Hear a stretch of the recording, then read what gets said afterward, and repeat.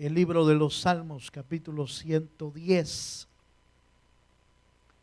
En el nombre de Jesús, vamos a escudriñar la palabra. Si usted trajo Biblia ahí, ábrala, y si no tiene ahí, acérquese con alguien que pueda ver las escrituras. Salmo capítulo 110. Vamos a leer a partir del versículo 4. Cuando usted lo tenga, dice amén. Amén, hermanos. Salmo 110, verso 4, dice la palabra del Señor. Juró Jehová y no se arrepentirá. Tú eres sacerdote para siempre, según el orden de Melquisedec. Vuelvo a repetirlo. Juró Jehová y no se arrepentirá. Tú eres sacerdote para siempre, según el orden de Melquisedec. En los últimos dos estudios que hemos tenido el día jueves acerca del Cristo, porque recuerde que estamos hablando acerca de Jesús el Cristo, el camino, y tratando de ver en Él todas las facetas que sería imposible verlas en corto tiempo, pero ver muchas facetas del Cristo. Y en los últimos dos jueves hemos visto al Cristo en su función profética, en el oficio profético. Vimos al Cristo en el oficio como rey, el desarrollo del Cristo como rey, también lo vimos el jueves pasado. Y hoy vamos a ver esa faceta del Cristo sacerdote, del Cristo ejerciendo la función sacerdotal, no al orden arónico, porque el orden arónico era para la tierra todavía, según el orden de Melquisedec, es el que vamos a ver, porque según el orden de Melquisedec, el sacerdocio de Cristo no tiene fin. Él es eterno. Así como Él es rey eterno, también es sacerdote eterno. Y dentro de ese sacerdocio, Cristo vino a desarrollar unas funciones aquí en la tierra sumamente vitales para la vida cristiana, para la vida del Evangelio. Vamos a ir a Hebreos capítulo 4, por favor. Vamos a ver nuestro texto de desarrollo allí. Hebreos capítulo 4, verso 14 en adelante, vamos a leer un pasaje ahí donde da a entender claramente esas funciones del Cristo que es sacerdote eterno. 4:14, amén, hermanos.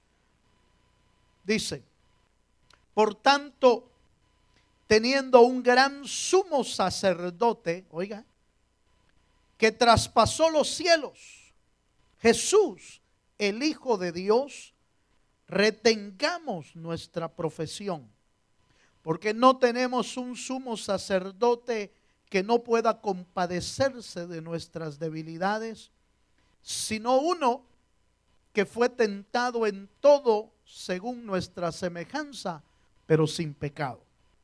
Acerquémonos pues confiadamente al trono de su gracia para alcanzar misericordia y hallar gracia para el oportuno socorro. ¿Cuántos dicen amén?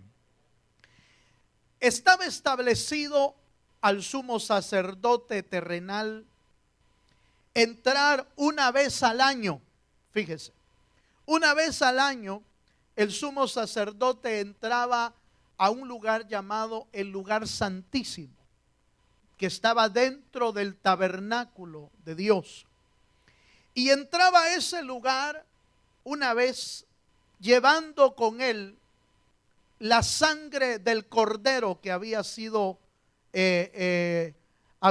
sacrificado en el altar del atrio.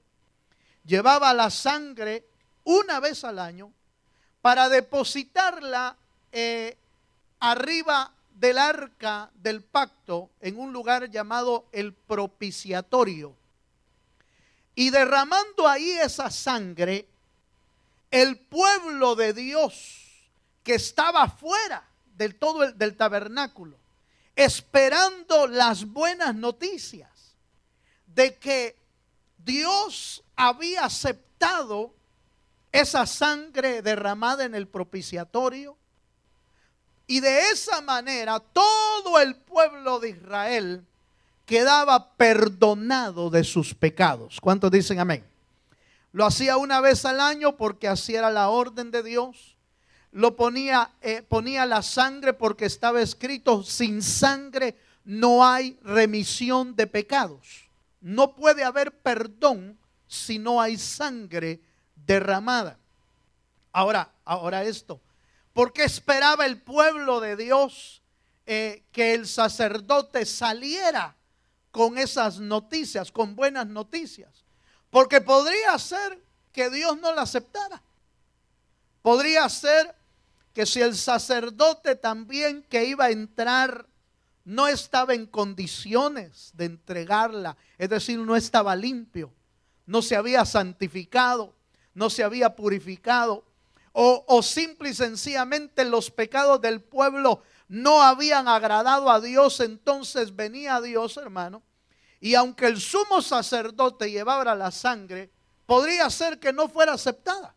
¿Y cómo sabían que no había sido aceptada? Porque el sacerdote se moría dentro. Aleluya. Porque Dios, con su santidad, con su pureza, al entrar alguien inmundo, podía caer muerto. Y por eso dentro de las costumbres judías, dentro de las historias judías, se narra que a los sacerdotes se les amarraba una cuerda en ellos, para que y además en sus vestidos llevaba una serie de campanillas en su vestido, al borde de sus vestiduras llevaba una serie de campanillas, de tal manera que los sacerdotes que estaban en el lugar santo oían los pasos del sumo sacerdote al moverse las campanillas. Sabían que el sumo sacerdote estaba ejerciendo, estaba ministrando, estaba derramando la sangre en el propiciatorio y estaba ministrando a Dios. Pero si el sacerdote moría y se caía ahí, entonces dejaban de oír las campanillas. Y después de un tiempo que no oían nada, entonces empezaban a alar el lazo y se daban cuenta que o estaba vivo aún o ya se había muerto. Aleluya. ¿Qué quiere decir eso? Nadie puede entrar a la presencia de Dios contaminado porque se muere. Aleluya. La santidad de Dios es tan grande que produce muerte a la vida pecadora, pero produce vida a la nueva raza que Dios ha creado en Cristo Jesús. ¿Cuántos dicen amén? Por eso, note que Hebreos es bien claro cuando dice dos cosas importantes. Vea conmigo ahí Hebreos 4:14. Vea conmigo ahí 4:14. Dice: por tanto, teniendo un gran sumo sacerdote que traspasó, ¿qué dice? Los cielos. ¿Por qué dice eso? Porque nuestro sacerdote llamado Jesucristo no ejerció el oficio sacerdotal en el tabernáculo físico, sino en el tabernáculo celestial. Es decir, Cristo fue a derramar su sangre, a llevar su sangre hasta el lugar santísimo que está traspasando los cielos. ¿Cuántos entienden eso? Fue hasta allá donde Él fue a presentar su sangre. Pero note también que hay otro elemento importante ahí. En el verso 15 dice: porque no tenemos un sumo sacerdote que no puede compadecerse de nuestras debilidades, sino uno que fue tentado en todo según nuestra semejanza. Pero note esto, subráyelo si es posible, pero sin pecado. ¿Qué quiere decir eso? Que el Cristo era santo, era puro, era limpio. Por eso tenía la capacidad de entrar al lugar santísimo, dejar su sangre ahí como paga del pecado y oficiar en la presencia de Dios sin ningún riesgo, porque Cristo es santo. ¿Cuántos dicen amén? Dios es santo. Por eso en la carta del apóstol Pedro, él pide de nosotros también: sed santos, así como vuestro Padre celestial es santo. ¿Cuántos dicen amén? Dios quiere que usted y yo vivamos en santidad. Bueno, pero sigamos un poquito más. Definamos la palabra sacerdote. Fíjese que sacerdote quiere decir ministro, príncipe. Este es interesante porque el Cristo es aparte de ser el príncipe de los ejércitos de Jehová, también es el príncipe de los pastores, es el pastor de pastores, pero también es el príncipe de los sacerdotes. Fíjense, es decir, es la máxima jerarquía, eso quiere decir príncipe, la máxima jerarquía en una línea de oficios. Cristo es por eso el Señor es clasificado o es nombrado como la cabeza de todo principado, de toda potestad, de toda autoridad. Cristo Jesús es la cabeza. ¿Cuántos dicen amén? Amén, hermano. Bye. Dice también que quiere decir sacerdote, jefe, pero veamos por lo menos algunas funciones de lo que es el sacerdocio. Hebreos 5:1. Vaya conmigo por favor ahí.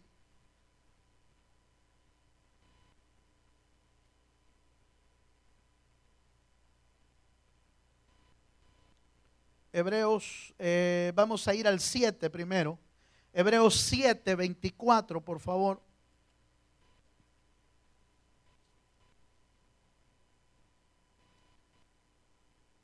¿Lo tiene? Hebreos 7:24 dice, 24 y 25, mas por cuanto permanece para siempre y tiene un sacerdocio inmutable, por lo cual puede también salvar perpetuamente a los que por él se acercan a Dios, viviendo siempre, ¿para qué? Para interceder por ellos. Primera función de un sacerdote es la intercesión. El sacerdocio fue creado para interceder delante de Dios a favor de los hombres. El sacerdocio arónico fue creado para eso, pero el Cristo, siendo el sacerdote máximo de la eternidad, el hermano, hasta el día de hoy, él sigue intercediendo por usted y por mí delante de la presencia de Dios. Yo no sé si usted se alegra por eso, hermano, pero yo sí me alegro. ¿Sabe por qué? Porque así como hay un intercesor por nosotros allá arriba, también hay un acusador. Aleluya. ¿Sabía usted eso? Hay un acusador. El diablo dice que es el acusador de nuestras almas. Entonces hay uno que intercede. Hay uno que está pidiendo misericordia por usted y por mí. Hay uno que está pidiendo más tiempo para nuestra vida si no estamos preparados. Hay uno que está intercediendo diciéndole: Señor, todavía no ha dado fruto, pero yo estoy trabajando en él, dame más tiempo. Pero también hay uno que está acusándonos. ¿Ya te diste cuenta, fulano? Como se acuerda que en el libro de Job fue Satanás el que fue a acusar a Job delante del Señor y le fue a decir: ¿ya te diste cuenta que Job, porque tiene tu protección, porque tiene bienes, tiene todo lo necesario, por eso te sirve, por eso te busca, porque está bien, pero quítale lo que tiene y vas a ver que va a blasfemar contra ti, va a blasfemar en tu propia cara. Fíjense. Entonces, el Cristo intercede pidiendo misericordia por nosotros, pero el acusador utiliza todo error que usted y yo cometamos para irnos a poner, en buen salvadoreño, ¿va? Para irnos a poner el dedo con Dios, para irnos a acusar que estamos haciendo mal, para irnos a señalar delante de Dios. Dice, mira, no está leyendo la Biblia. Aleluya. ¿Te das cuenta que te dijo que no iba a faltar a los cultos y ya faltó varios? Aleluya, alabado sea el Señor. Sonría, Cristo le ama. ¿Te das cuenta?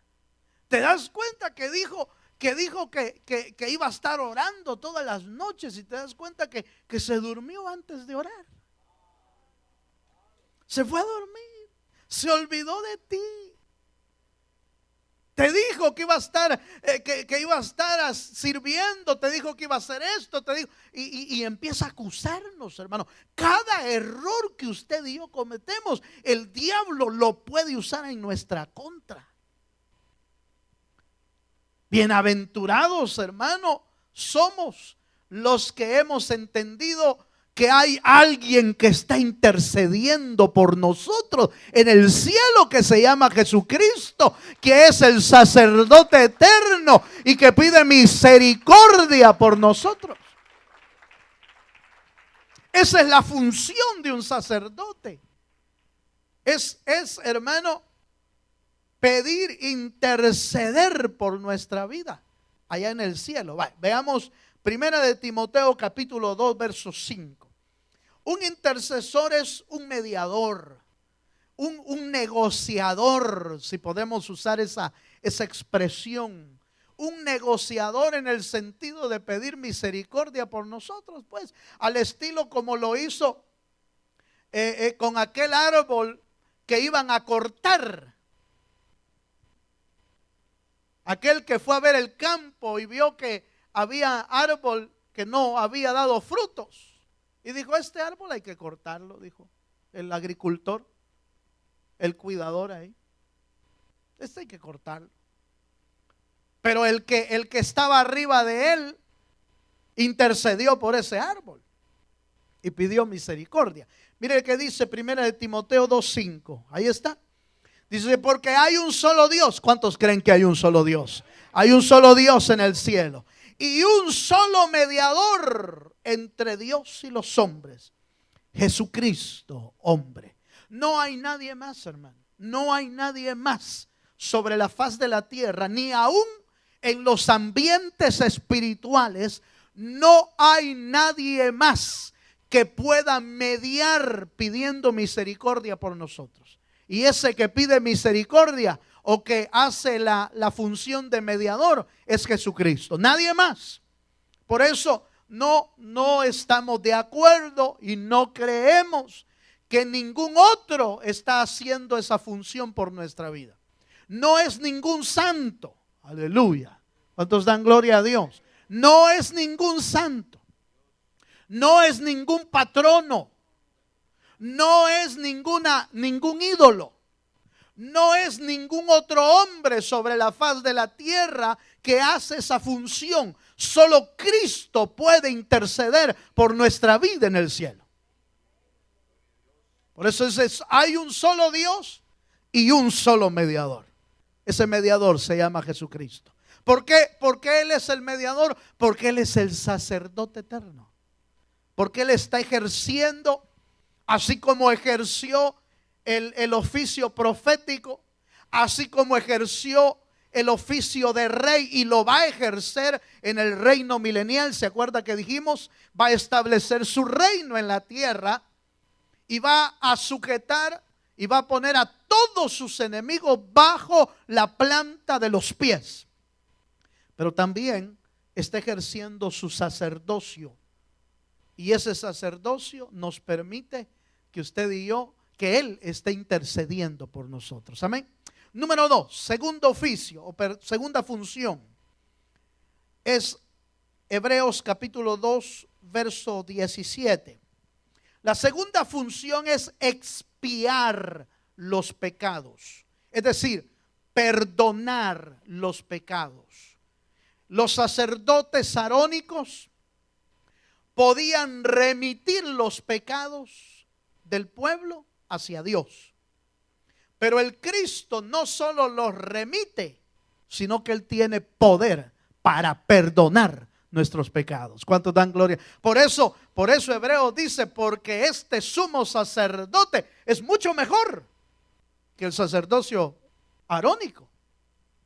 Porque el arónico presentaba la sangre en el tabernáculo. El Cristo sacerdote presentó su sangre en el lugar santísimo, en el mismo cielo. El sacerdocio arónico podía remitir los pecados, es decir, decirle a Dios, Señor, aquí están los pecados de tu pueblo, tú decides si perdonarlo. Eso es remitirlo, entregarlos a Dios.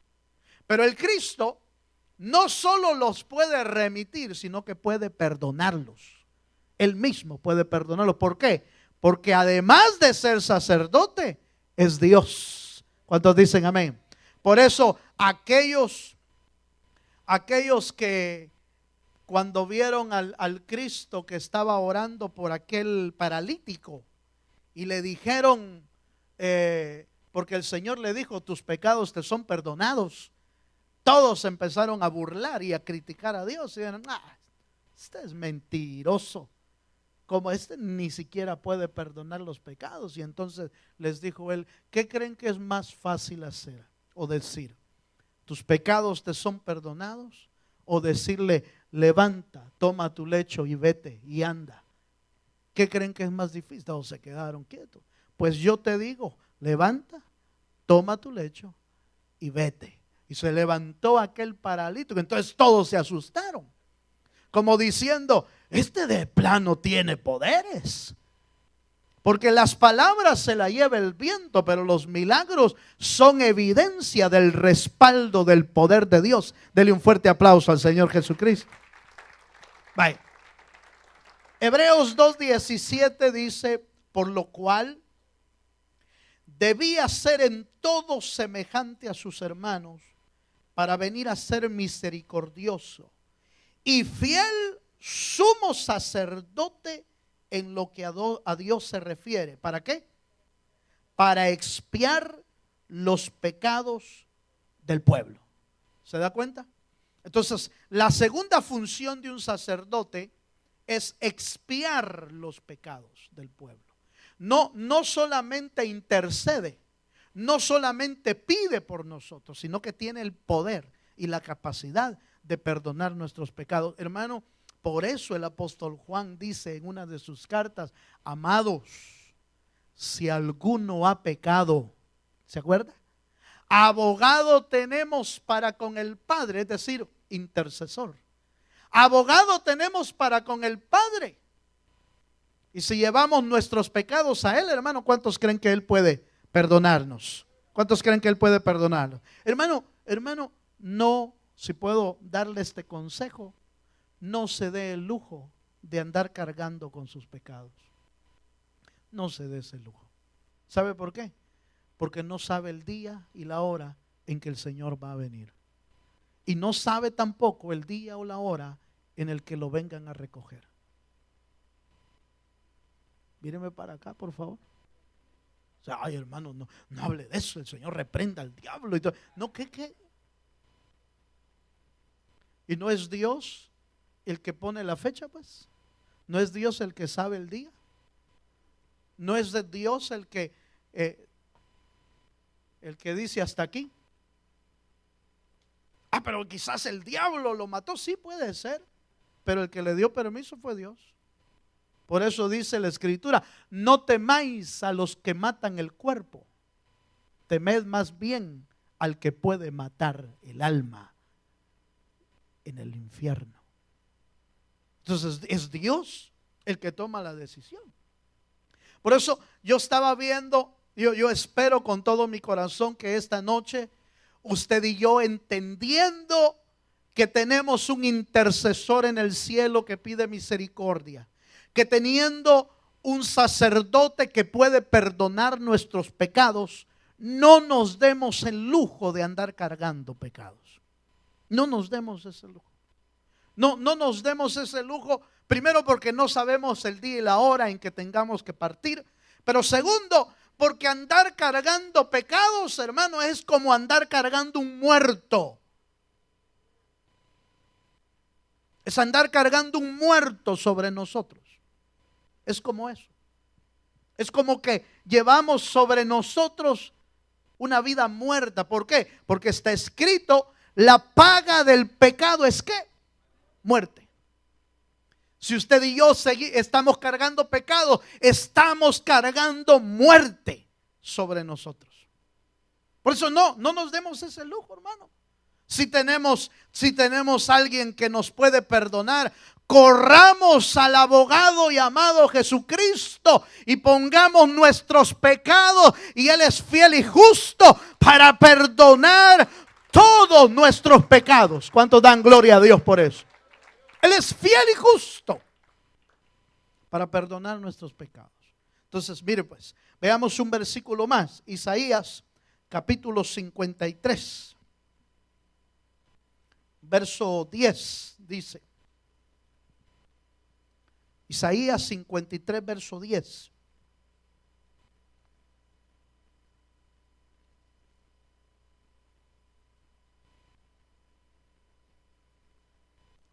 ¿Lo tiene, hermano? Dice, con todo esto, Jehová quiso quebrantarlo. Está hablando del Cristo.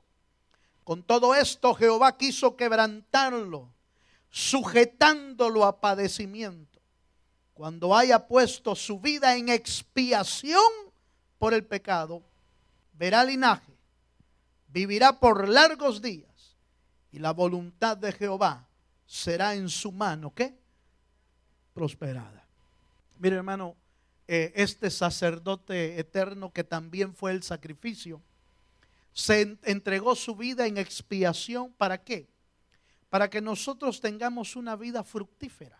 Mira, hermano, el pecado no trae bendición. El pecado trae maldición. ¿Cuántos entienden eso? El pecado no bendice. El pecado maldice. El pecado no trae prosperidad. El pecado trae escasez, porque está escrito en Proverbios. Dice que el que encubre su pecado no prosperará, mas el que confiesa y se aparta, ¿qué dice, hermano? Alcanza la misericordia de Jehová. ¿Cuántos quieren alcanzar misericordia? Levanten la mano los que quieren alcanzar misericordia. Yo quiero alcanzar misericordia. Entonces no encubramos, no le encubramos a Dios nuestras faltas, nuestras fallas, nuestros pecados, nuestros errores. Más bien corramos hacia el Señor, y Él es fiel y justo para perdonarlos, pero además para prosperar nuestra alma por causa de haber sido expiados de nuestro pecado, es decir, haber sido perdonados de nuestros pecados. Por eso usted ve que el Cristo, aunque fue quebrantado, fue sujeto a padecimientos, entregó su vida en expiación. Por eso es que Dios le ha dado linaje, le ha dado a vivir largos días, y su mano ha sido prosperada. ¿Cuántos creen que Cristo es prosperado, hermano? Hermano, Dios quiere que usted y yo tengamos una vida próspera. Vuelvo a repetir esto. Yo creo que Dios quiere que tengamos una vida próspera. El pecado no lo permite. El pecado nos maldice. El pecado nos ata. El pecado trae consecuencias. El pecado trae muerte. El pecado trae escasez, trae enfermedades. Pero el estar libre de pecado trae prosperidad del Señor. Amén, hermano. Por eso es que nos dejaron este sacerdote, para que cada vez que pecamos, corramos a Él, y Él puede perdonar nuestras vidas. Amén. Número 3, vaya conmigo a otro pasaje para ir avanzando en el nombre de Jesús. Número 3, tercera función: indagar y dar a conocer la voluntad de Dios al pueblo. Es decir, el sacerdote tenía como oficio enseñar la voluntad de Dios al pueblo. Por eso el sacerdote tenía que ser conocedor de la palabra de Dios. ¿Por qué? Porque tenía que enseñársela al pueblo. Veamos un pasaje aquí en Efesios capítulo 1, versos 9 al 10. Efesios capítulo 1, versos 9 al 10. Tercera función, enseñar la voluntad de Dios. ¿Lo tiene?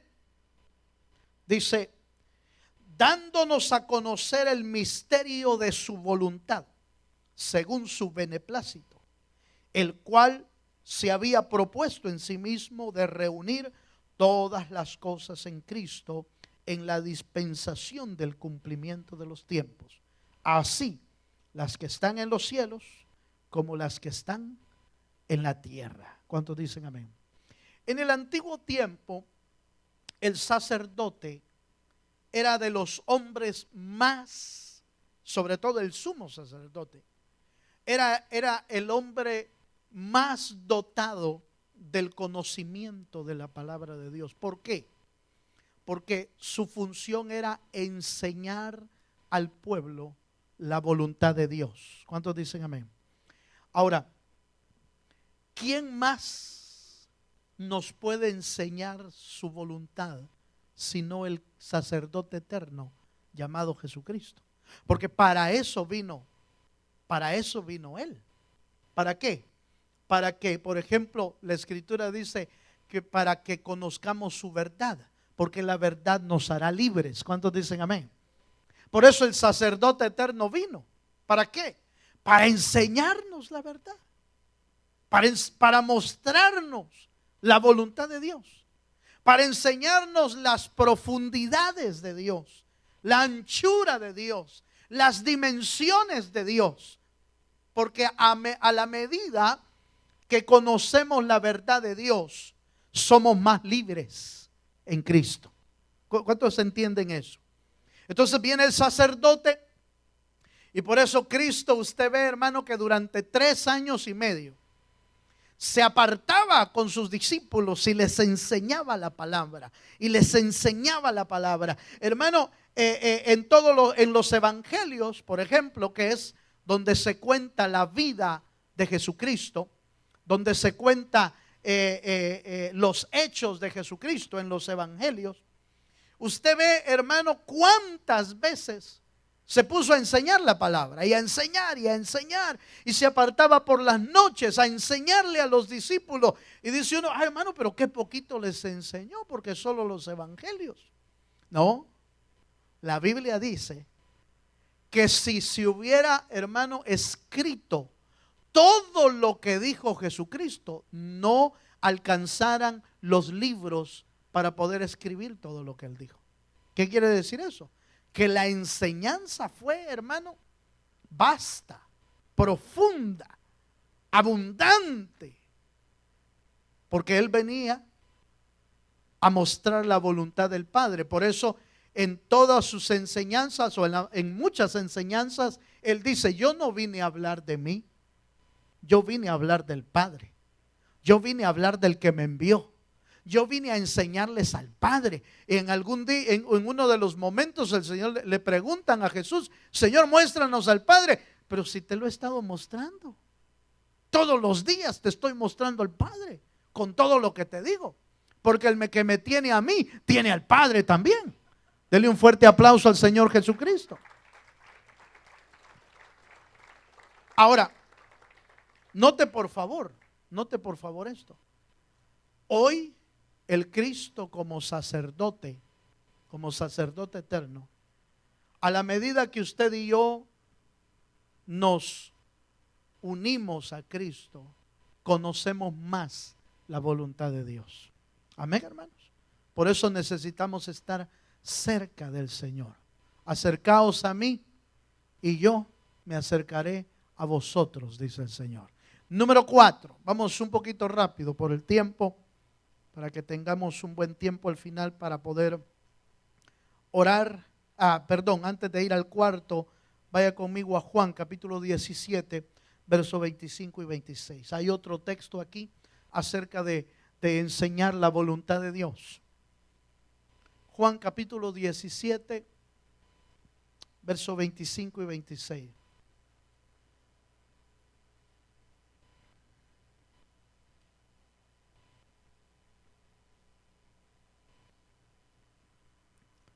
Gloria a Dios.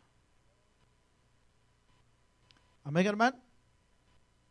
Juan 17, verso 25 dice: Padre justo, el mundo no te ha conocido, pero yo te he conocido. Y estos han conocido que tú me enviaste. Oiga esto. Y les he dado a conocer tu nombre. Y lo daré a conocer aún, para que el amor con que me has amado esté en ellos y yo en ellos. ¿Cuántos dicen amén? Note por favor que el verso 26 dice: y le he dado a conocer tu nombre. Y voy a seguirlo dando a conocer, quiere decir el siguiente párrafo. Y voy a seguir dándolo aún. Voy a darlo a conocer aún más. Porque a medida que conocemos a Dios, somos más libres. A medida que conocemos la verdad de Dios, somos más libres. ¿Cuántos dicen amén? Vamos al cuarto y último.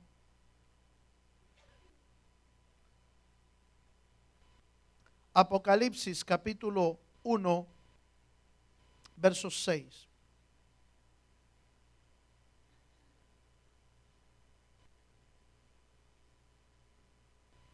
Apocalipsis 1:6. Gloria a Dios. Amén, hermanos. Dice la escritura: y nos hizo reyes y sacerdotes para Dios, su Padre. A Él sea la gloria, el imperio por los siglos de los siglos. Cuarta función. El sacerdote era el único que podía consagrar a otros sacerdotes, a otros levitas, y podía ungir a los reyes. Era el sacerdocio. De la misma manera, en el verso que leímos en Apocalipsis, dice: y Él mismo, o Él nos hizo o nos constituyó ¿en qué? En reyes y en sacerdotes. ¿Por qué? Porque es una función del sumo sacerdote. Ungir o consagrar a otros sacerdotes o ungir a reyes. Y por eso dice la escritura que Él nos hizo. ¿Qué nos hizo, hermano? Reyes. Eso quiere decir que en el Antiguo Testamento el sumo sacerdocio era delegado por herencia, es decir, por ser de la misma familia, del mismo linaje. Los hijos de Aarón fueron los futuros sacerdotes, y los hijos de Aarón fueron los siguientes sumos sacerdotes. ¿Qué quiere decir eso? Que de la misma manera que el Cristo es sumo sacerdote, de la misma manera usted y yo, porque ahora somos hijos. ¿Cuántos dicen amén? ¿Cuántos son hijos de Dios? Por ser hijos de Dios, los constituyen en herederos del sacerdocio y del reinado de Dios. Pero Él es el único que te puede constituir, nadie más. Nadie más te puede constituir. En otras palabras, hermano, Dios te constituye en un servidor de Dios y en un gobernante de Dios, en un hombre que ejerce autoridad. El rey ejerce autoridad. ¿Cuántos saben eso? Y el sacerdocio es el que sirve. Entonces hay dos facetas en nuestra vida. Número uno, sacerdotes. Número dos, reyes. Ahora, ojo con esto.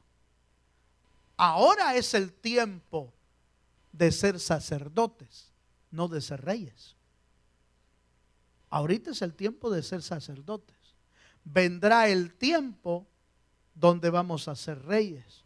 De la misma manera que cuando Cristo vino, Él no vino como rey, vino como cordero, como sacerdote. Pero ¿cuántos saben que vendrá como rey?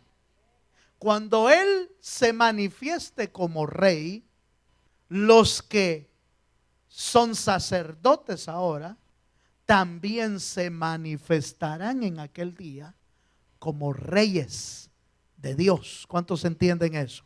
Vale, veamos un pasaje más. Mateo capítulo 4, versos 18 y 19.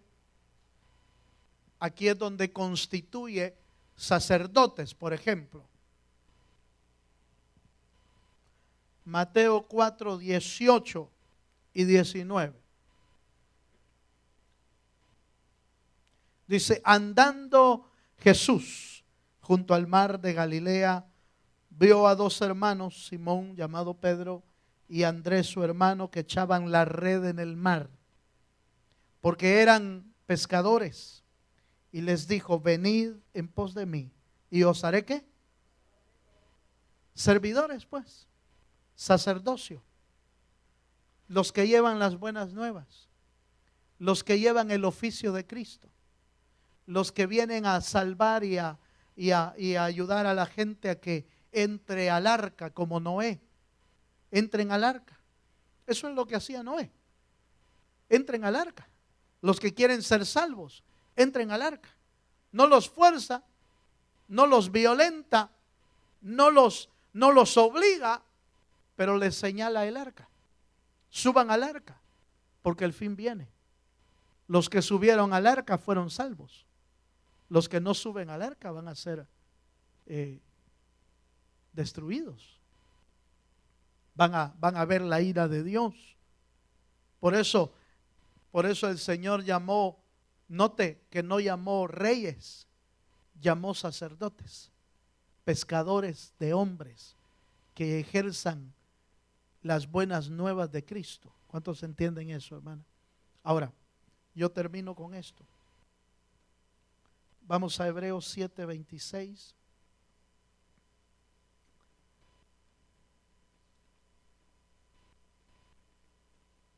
Hebreos capítulo 7, verso 26 dice, porque tal sumo sacerdote, ahí está, hermano, 7:26, porque tal sumo sacerdote nos convenía, santo, inocente, sin mancha, apartado de los pecadores y hecho más sublime que los cielos. ¿Cuántos dan gloria a Dios? Tal sumo sacerdote nos convenía.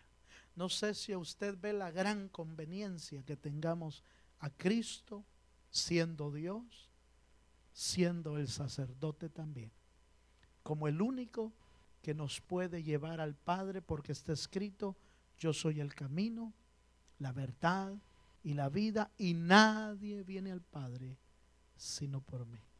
Hermano, Cristo no vino a morir para que usted y yo nos perdamos. Él vino a morir para salvarnos. ¿Cuántos entienden eso? Él no vino a morir para que usted y yo sigamos nuestro camino hacia el infierno. Él vino a morir para darnos salvación y vida eterna. Usted y yo tenemos frente a nosotros, en lo espiritual, tenemos frente a nosotros al Cristo que puede perdonar nuestras vidas. No solo que nos perdona, sino que también intercede por nosotros. Y además nos constituye en sacerdotes y en reyes para Dios el Padre. Póngase de pie un momento.